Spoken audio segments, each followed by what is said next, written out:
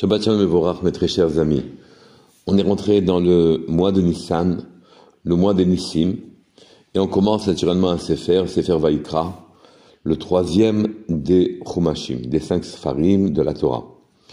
Et ici, dans ce pasouk, je vous le cite, Vayikra el Moshe, Vaidaber Hashem, Elav Me'ohel Moed. Il a appelé Moshe, Hashem a appelé Moshe, Vaidaber Elav, et il lui a parlé à lui, à Elav. Rashi dit explicitement, ça vient exclure Aaron. Et donc, Hashem s'est adressé à Moshe seulement. Et d'ailleurs, même si la voix de Kodesh Baruch Hu est à rappeler que dans Tehillim, c'est marqué Kol Hashem Bekoach, Kol Hashem Behadar, que la voix d'Hashem était très puissante, quand bien même elle était très puissante, finalement, elle était nifsak, elle s'arrêtait au El Moed, et elle ne s'adressait qu'à Moshe Rabbeinu. Donc Moshe Rabbeinu a un mérite particulier qui fait que la voix d'Hachem, malgré le fait qu'elle soit tonitruante, finalement nifsak, elle s'arrête à lui, elle ne parle qu'à lui.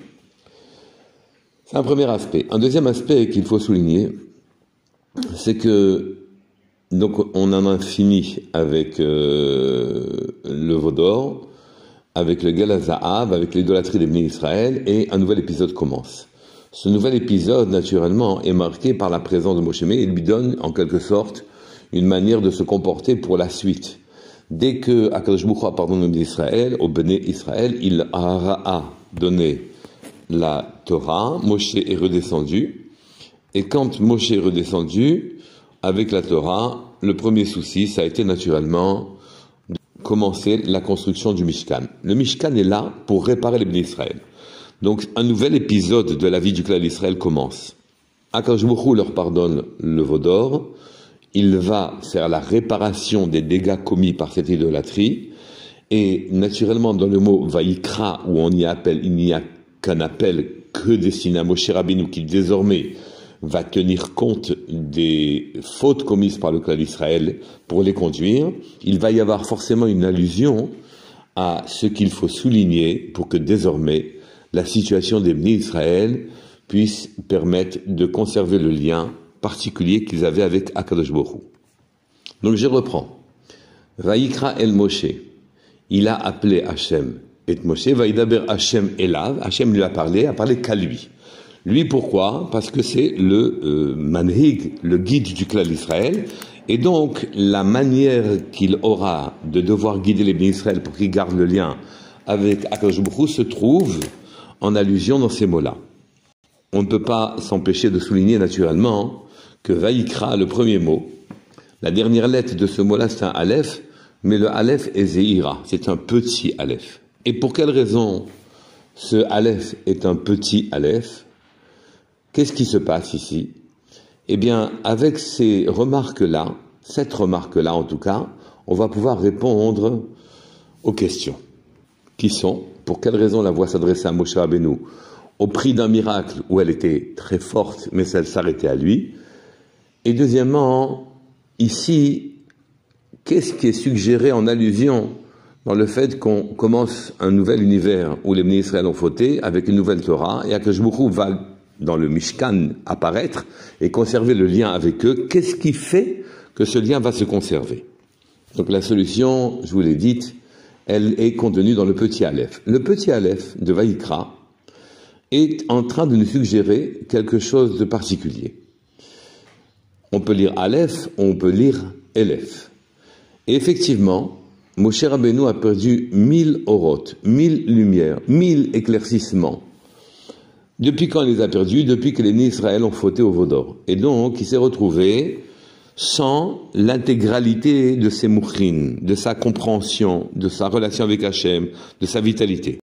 Et comme il a perdu 1000 oroth, 1000 lumières, alors Akadosh Baruch Hu lui a donné les lumières que les Bnei Israël, les oroth que les Bnei Israël avaient gagnées quand ils s'étaient engagés à suivre Hachem, Naaseh Venishma, à faire sans comprendre et à se conformer à ces ordres-là. Ils avaient reçu des couronnes, entendaient des mourines, des compréhensions, et chacune selon sa personnalité.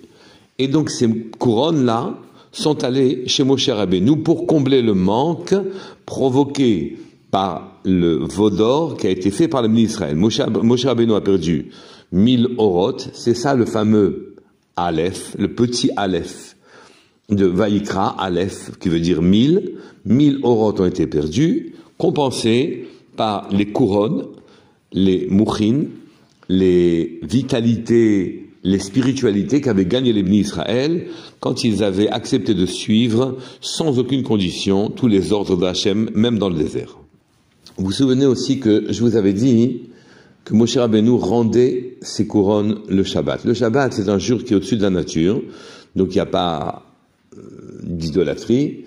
En tout cas, il y a un niveau élevé. Et donc, les bénis Israël récupéraient, retrouvaient leurs couronnes. Moshe Rabbeinu, très gentiment, leur restituait leur savoir personnel. Il redonne à chacun de ces talmidim, puisqu'il s'appelle Moshe Rabbeinu, tout le monde est talmid devant Moshe Rabbeinu, il restituait à chacun de ces talmidim toute sa lumière, la grandeur qu'ils avaient acquise quand ils avaient dit « Naaseh venishma » on te suit Hachem, on fera sans savoir, on comprendra après, on fera tout ce que tu demandes.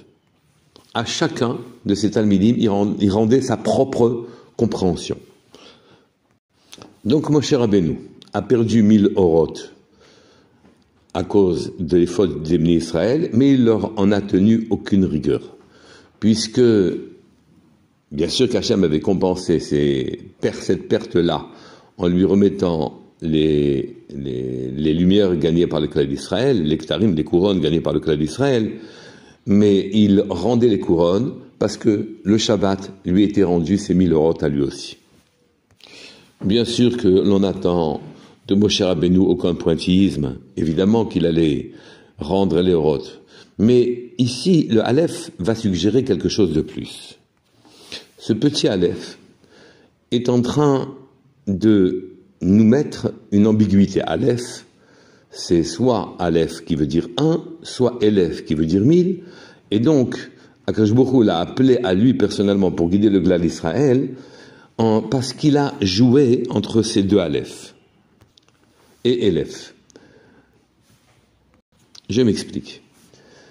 Il a défendu le Glal d'Israël à telle enseigne que Akadosh Baruch Hu lui a dit « Je reconstruis le clan d'Israël au travers de toi, laisse-moi les anéantir. » Et Moshe Rabbeinu a dit « Efface-moi de ton livre plutôt que de toucher au clan d'Israël. » Et donc, malgré l'énorme faute qu'ils ont commises au Sinaï, après être sortis d'Égypte, après les miracles auxquels ils avaient assisté, après la protection qu'Hachem leur avait accordée, après tout ce qu'ils avaient reçu dans le désert, la mer qui s'était ouverte devant eux, eh bien, malgré le fait qu'il semblait inexcusable, Moshe est venu retrouver un mérite parmi 1000. Aleph, Mine Elef.